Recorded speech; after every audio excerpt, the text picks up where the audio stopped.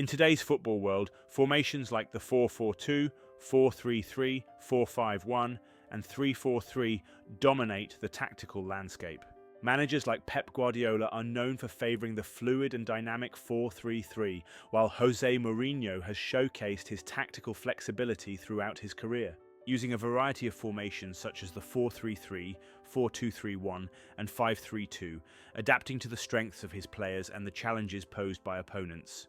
Meanwhile, Sir Alex Ferguson's teams were built around the robust 4-4-2 system, a formation that brought him immense success. But go back a few decades, and the story was very different. There was almost only one way to play, one formation that was considered the ultimate attacking blueprint in football. In fact, if you asked any random man on the streets of London during the 1900s what the ultimate attacking formation was, he would tell you with absolute certainty that it was the 2-3-5 formation, a system so effective for attacking that it was adopted by clubs all over England and even parts of Europe. But what exactly was this 2-3-5, and more importantly, why is it no longer used in modern football today? The 2-3-5 formation is an early football formation focused mainly on heavy attacking with little attention to defence. It emerged in the 1870s and became the standard formation by the 1890s as it was adopted widely by clubs all over England and parts of Europe. To execute the 2-3-5 formation, two fullbacks were positioned as the last line of defence and were responsible for stopping opposing forwards. However, they lacked the positional flexibility seen in modern defenders. Ahead of them, three halfbacks occupied the centre of the field, operating as a bridge between defence and attack, and were tasked with winning the ball, supporting the defence, and distributing it forward to the attackers.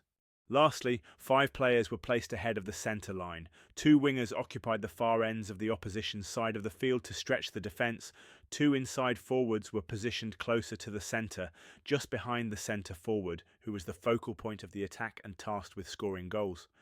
The effectiveness of this formation made it popular and was adopted by different clubs in the late 19th and early 20th centuries, such as the Royal Engineers, which was one of the first clubs to experiment with this formation in its early stages, Preston North End, Arsenal, Queen's Park in Scotland, Corinthians in Brazil, FC Barcelona in Spain, and Boca Juniors and River Plate in Argentina. But before formations like the 2-3-5, football was chaotic and unstructured with no defined positions. Players would swarm around the ball with no clear roles. Everyone's primary goal was simply to get the ball and score. The 2-3-5 formation changed that and became one of the first attempts to bring structure to the game. It introduced the concept of positions such as defenders, midfielders, forwards, and laid the groundwork for modern tactics. The 2-3-5 formation, however, declined in the 1920s due to its defensive vulnerabilities. The 1925 offside rule change, which reduced the number of defenders required to play an attacker onside from 3 to 2, further exposed its weaknesses. This change made it easier for attackers to get behind defences, which exposed the 2-3-5's lack of defensive coverage. Players also utilised the offside rule change by introducing the offside trap, a defensive tactic used against attackers. There's a video already uploaded on the channel about this, so try to check it out. The 1925 offside rule change was also the direct reason behind the adoption of the WM formation, created by Herbert Chapman of Arsenal. The WM formation involved three players in defence, two fullbacks on the flanks, marking wingers, and a central defender, or centre-half, holding the line and breaking up attacks.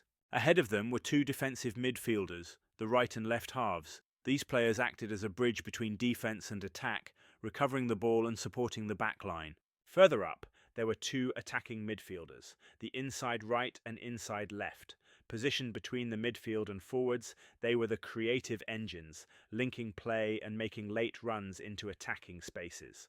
And finally, the three forwards, two wingers stretching the defence wide and delivering crosses, while the centre forward stayed central, leading the attack and looking to score. Now, the WM formation is hands down a better formation compared to the 2-3-5 formation because of its balance and adaptability.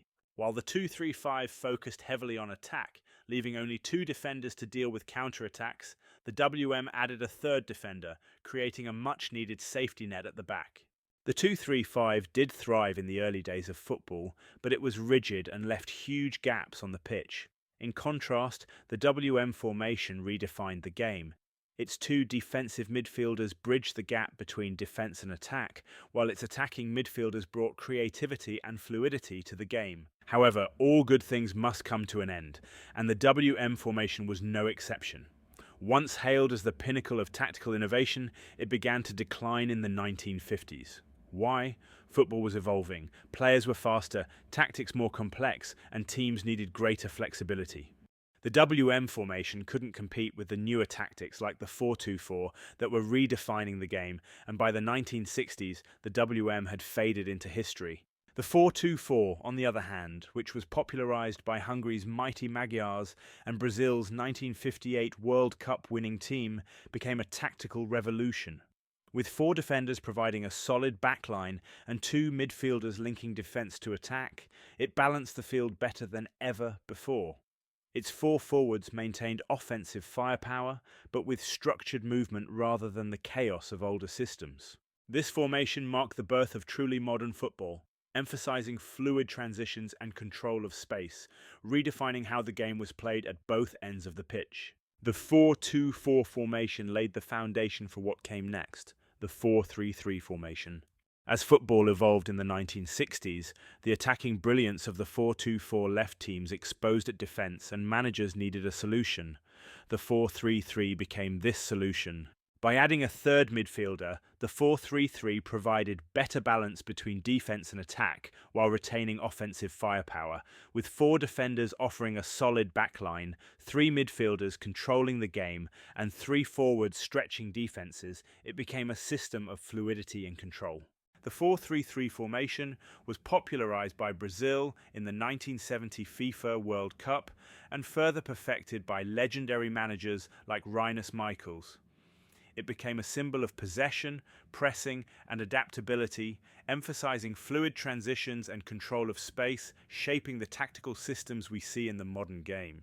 However, managers were not quite content with this formation, regardless of how legendary it was, so they were constantly experimenting different formations to see what could be better, and this led to the birth of the 4-4-2 formation in the 1980s and 1990s. The 4-4-2 was a more stable and versatile system that provided balance across the field with four defenders, including two centre-backs and two full-backs, ensuring a solid defensive foundation. In midfield, two central players controlled the game, while the two wide midfielders offered both defensive cover and attacking support. Up front, the classic strike partnership saw one forward acting as a target man, with the other playing off the shoulder of the defenders.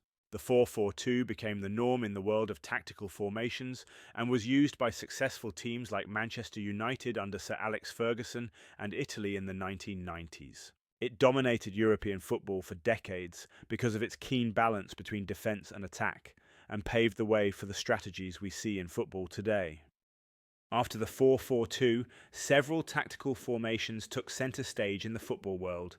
The 4-3-3 regained popularity, especially with teams like Barcelona and Spain, using three midfielders for better possession and wide forwards for attacking. Then we saw the 4-2-3-1, a system that added more control in midfield and support for a lone striker, becoming popular with teams like Chelsea and Manchester United. One key development was the introduction of the false nine, a role revolutionized by Barcelona, with a central striker dropping deeper into midfield, confusing defenders and creating space for wingers.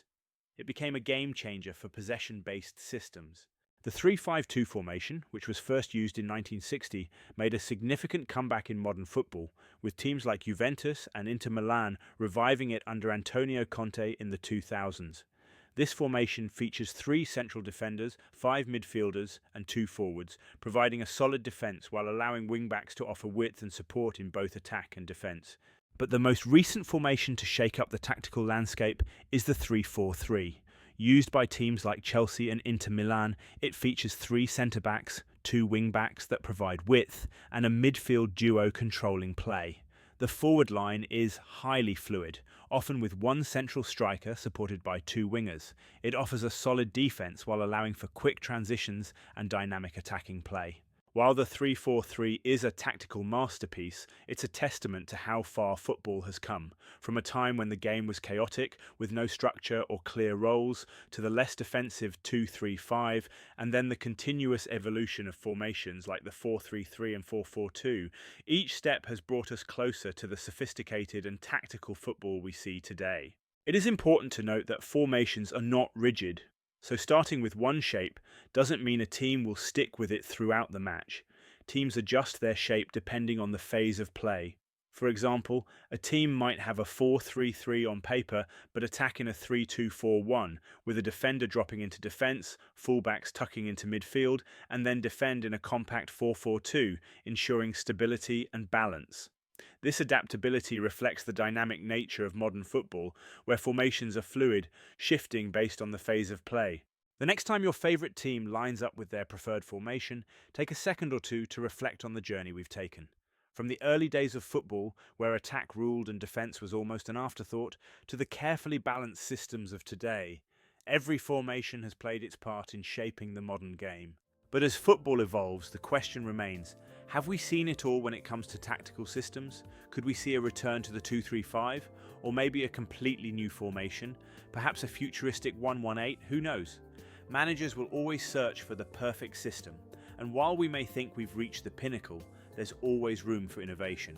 Football is an ever-changing game, constantly adapting to new ideas, new players, and new challenges. The future of formations is as unpredictable as the game itself. Who knows what will come next?